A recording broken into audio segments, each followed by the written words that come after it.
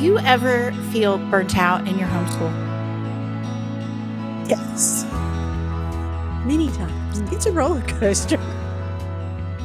It is. I think, we had this idea in our head, or at least maybe could be just me. I had this idea in my head that homeschooling was all going to be rainbows and roses and happy days. And so sometimes we need to acknowledge that there are hard times. There are times when you feel burnt out. There are times when you maybe feel alone. There are times when you are facing all kinds of different things. But that's why we're here to help. I'm Amanda Wares, your host of the Homeschool Show from North Carolinians for Home Education. And here with me is my co-host, Melanie Willis. All right, Melanie, what do we have today? Okay, so we are going to talk about our co-ops necessary in order to homeschool. We're going to delve into homeschooling high school and all of the things that involves transcripts, etc. And then we are going to talk about homeschool burnout. And as you just said, it's something that everyone experiences, so nobody needs to feel left out. And then lastly, you're going to talk to us a little bit about Thrive and an app that they can use while there in order to help facilitate all of that. Awesome. So, Amanda, I'm seeing stuff where I believe that there are people that start out homeschooling and they think that it is a requirement in order to homeschool that you have to have a group to support you, that's like you're covering or something. And, just like if you went to a private school. And so I'd like for you to discuss what co-ops really are and do you have to be part of one? Oh, this is such a good question. And I see the same thing. And I feel like every year it gets more and more like this. So it makes sense, right? If you have been a part of a brick and mortar traditional school environment and you're coming into homeschooling, I think a lot of times, most of us maybe want to recreate what we've had before. And so you think, oh, but now, okay, we're homeschooling, but maybe they'd be better off if they had another teacher that wasn't me. And maybe, we have to outsource all the things for it to be good homeschooling, and that is just not the case. It's just not the case. I mean, can those kinds of co-op classes be a blessing to you? Sometimes they can, but can they be less than a blessing to you? Absolutely. Especially if you are choosing that kind of an environment because you feel like you have to, because you feel like you have no choice and your children aren't going to have as rich or as good of a homeschooling experience without it. And that's just not true. It's just not true. So first off, let's define some terms. Sound like a teacher, but let's define some terms. Okay, so there are traditional homeschool groups. Back in the day, we called them homeschool support groups. And I've had newer homeschoolers tell me they think that sounds like not what it is. It sounds like a different kind of support group. But traditional homeschool groups are the kind that I encourage everyone to find. Whether you're in a co-op or not, find a homeschool group, support group, because that's what they do. They support you. You have community. You have other families that you can, be with and go on field trips and go to the park and spend time together. And it doesn't have to cost hundreds or thousands of dollars to do that. I think that's so important. So that's the first term I want to throw out there. The second one is co-op. And when people say co-op, they mean a lot of different things. So traditionally, co-op meant cooperative, that families, homeschool families would come together and cooperatively homeschool. So perhaps a few families would get together and one mom or dad would say, "Ooh, I really love science. I am jazzed about doing these dissections or whatever it is." And so that parent would lead that part. Or another parent might be just really into math and maybe they would lead that part, you know. So traditionally, you don't find these kind of co-ops very often anymore. And I'm a little bit sad about that. But traditionally, that was what co-op meant. Now, as time has gone by and things morph and change, you know, now, at least in my area, this may be different in different areas, but in my area, co-op tends to mean a place, a group of families, often, at least in my area, hundreds of families that get together. A lot of times they drop their kids off and they take classes. They could take, it's kind of a la carte. It's a buffet of options. And you can choose to take one class or you could choose to take a whole day's worth of classes. The co-ops in my area have options from kindergarten, sometimes even pre-K, all the way through high school. And a lot of times they also have elective classes. They have core, you know, academic classes, all kinds of things. So they are almost like mini schools that meet usually once a week.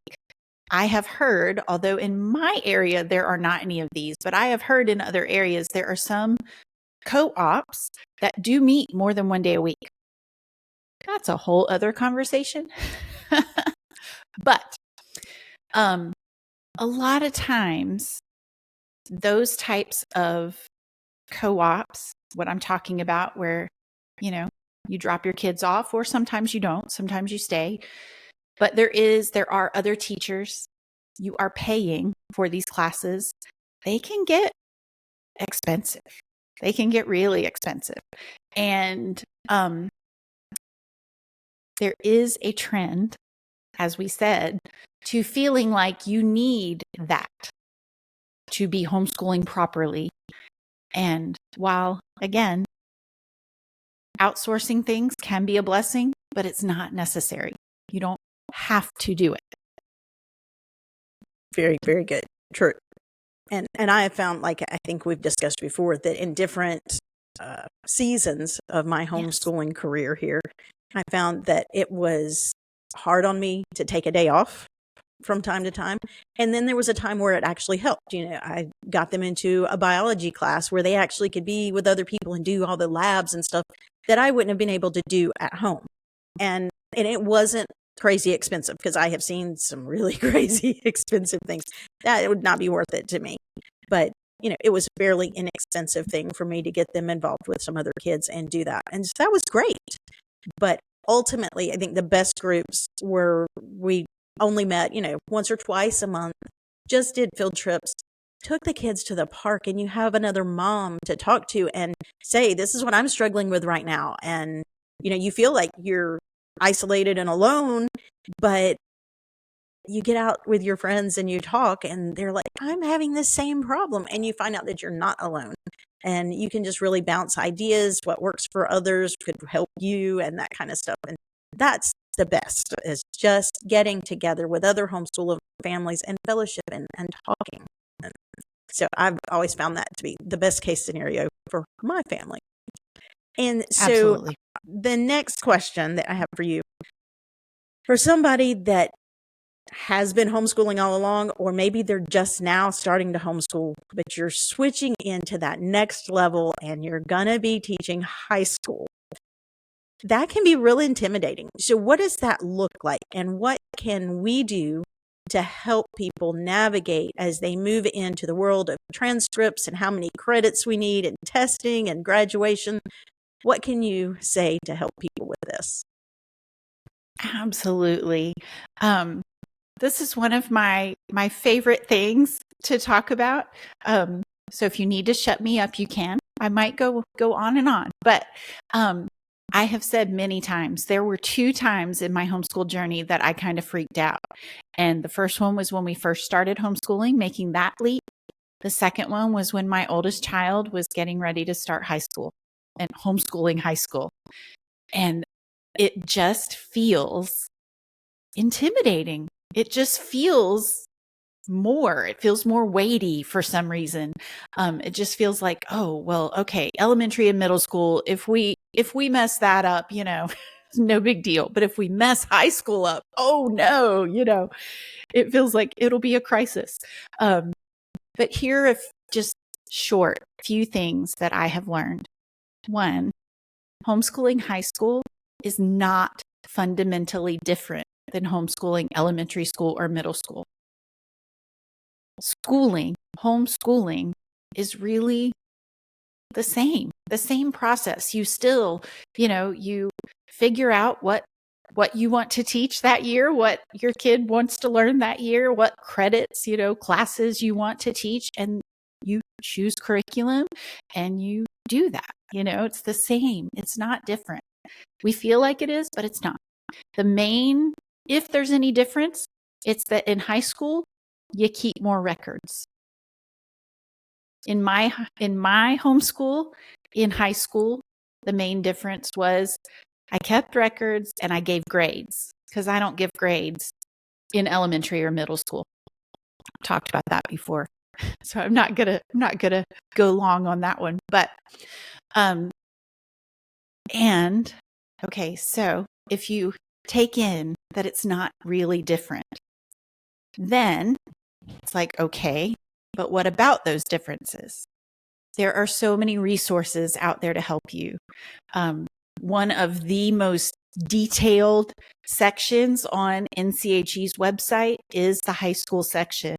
And there are literally resources for every step of the way of creating a transcript, of figuring out credits and classes in high school, of testing, all those things.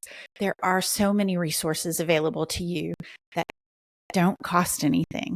I know we've talked about webinars that we have. We have a number of free webinars that we've recorded. One of those is just on homeschooling high school. And it's about an hour long, where we just detail how do you homeschool high school, nuts and bolts, create the transcript and all those things. That's a wonderful resource. But ultimately, my best advice for homeschooling high school, one, remember that it's not fundamentally different. Going from the last day of 8th grade to the first day of 9th grade, you're not completely changing. Your child hasn't completely changed. You haven't completely changed. You're still doing what you were doing. And two, I always say, begin with the end in mind. It's very important. Think about, what is your ultimate goal here? What is your ultimate goal when this child gets to the end of high school, whatever that looks like in your house? But think about, what do you want them to have learned? What do you want them to know by that time? Oh, and I lied. I said there were 2 things, but there's actually 3. The third thing is, do not prioritize academics over relationship. I feel like maybe I've said that before, but it is worth repeating. The academics will come, but in the end, prioritizing relationship over academics, which, especially in high school, it can be such a temptation to focus really hard on those academics. We get caught up in worrying about college or whatever is coming next. And yes, do those things. That is important. But don't get so caught up in it that you push the relationship aside. I think so important not to let that piece, which is probably the most important part of homeschooling, is that relationship building in your family. Don't let that go just because it's high school. So those are my 3 best pieces of advice. What you got, Melanie? Well, a couple of things I want to say is, one, we've talked so much about things that your children are interested in. And I know we just finished not too long ago a segment on music. And so whatever your children are interested in should be part of what their courses are for high school. I mentioned then I have a son that is heavily into drama, and he works for a drama school. He has taken classes at that school. That's part of his credits. I give him credit for that. All of my kids were in a band together and were together every week performing. I gave them credit for that. We lived on a farm, and they were working every day on the farm. They got credit for that. They learned so much. So they got that credit. It doesn't all have to be, I'm purchasing algebra and biology. And so it's really important that the things they're interested in get to be delved into during this time. And one of the other things is graduation. And I know NCHE does offer a graduation ceremony, and I've had a lot of emails about that lately because our ceremony did fill up, and it usually does. And there are many homeschool graduations across the state for people to participate in. But it's really important to note that it is not a requirement that you participate in someone else's graduation ceremony. Your church could, maybe you have friends that are graduating at the same time. You could get together and have a ceremony at church one special Sunday. One of my sons graduated in the driveway. Everybody came over and we had a big giant picnic, and we played Pomp and Circumstance on the radio, and he walked across the driveway and we gave him his diploma. It doesn't have to be a big deal. There's no requirements legally that you have to do a special ceremony. And I know for some people that's important and that's something fun to do. But I definitely recommend that if you want that you look into it sooner rather than later, because I think all of these group ones are filling up pretty quickly. So that's a great point. Yeah, very good. I know one of my best friends, one of her kids, it was just in their backyard. And a group of us that were friends, we came over and we were there. It was just a backyard barbecue, and he graduated. It was great. So just don't feel like, I think that's wonderful. Gosh, there's kind of a theme. We were talking about that with co-ops. We're talking about that with graduation in high school. Don't feel like it has to be a certain way to be official or to be good. Great thing. You can make it work for your family. That's right. Homeschooling means it's your school. You get to make the rules. So, exactly. And so I have one last question for you today. And that is, what kind of advice do you have for a family that is feeling homeschool burnout? I know. We started this with this question. And first off, like we said at the beginning, you are not alone.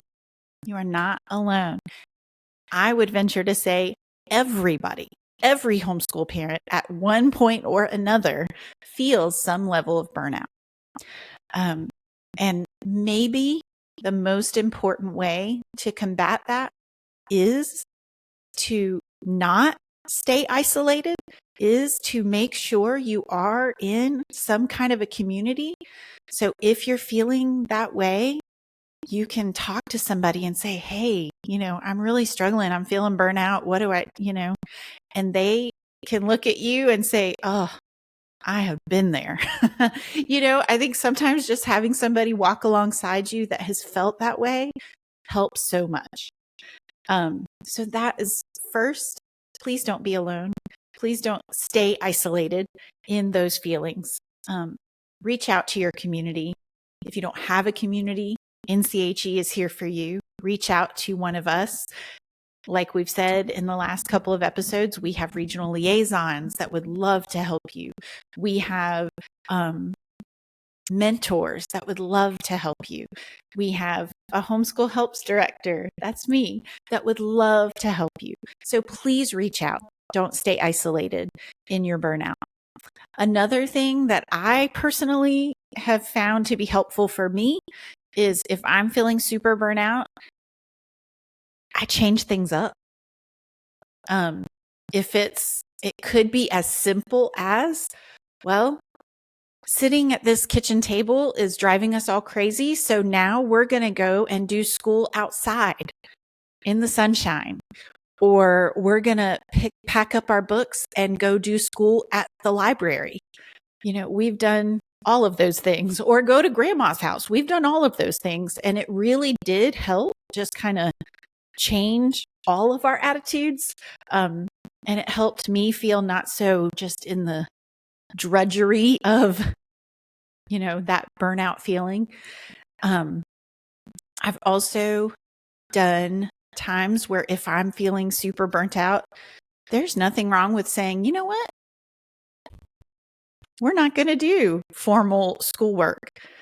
We're going to explore. We're going to go do letterboxes, or we're going to go, do some of those fun, exciting things that are, or just we're going to focus on cleaning the house today, whatever it is, you don't have to be sitting at the kitchen table doing book work for it to be school, for it to be homeschool. And sometimes I think we get burnt out because we force ourselves into this box of what we think it should look like. So don't be afraid to bust out of that box. It's okay. Think outside of the box, especially if you're feeling burnt out. Exactly. Yeah, we do a lot of switching the location that we actually do school, and switching up, between group time and individual time. And even today, because we had been talking in our geography class about Alaska, we watched Balto and learned about where the Iditarod came from. So, how much fun is that? And that was definitely so great. That gave my mind a break, and theirs too. I love that. Absolutely. Yeah. That is wonderful. All right. So, Amanda, as we move into homeschool news, I would like for you to tell us about the app that we can use when we're at Thrive that will help us to navigate all things. Yes. So last year in 2024, at 2024 Thrive, we had a conference app for the very first time, and we have it again this year. I personally, when I've been to conferences in the past, I really enjoy using an app. It helps me to figure out my schedule and just be able to have everything in front of me at my fingertips. So we have an app. You will download something called Event One. It's lowercase EVENT, capital ONE. So you'll download that app, and then you'll scroll down a little bit once you have that, and you can choose NCHE Thrive. Once you do that, it'll have all the schedule, all the workshops, the speakers. You can select which workshops you want to go to, and it will populate your own schedule that then you can look at, which is really helpful. It'll have the map on there, so you can find all the things, and just, it's really helpful, I think. And if there's any last minute changes or updates or anything, the conference team will send messages out through the app, so you can get like immediate updates as well. Very good. And I will put a link to that in the show notes below. All right. I hope that you all out there are getting as excited about Thrive as we are. This week is the deadline to pre-register. So May 15th. Don't let it pass you by. We want to save you money. So make sure you pre-register this week and download that app, and we will see you there. So in the meantime, we always want you to keep homeschooling with confidence and joy. Bye-bye.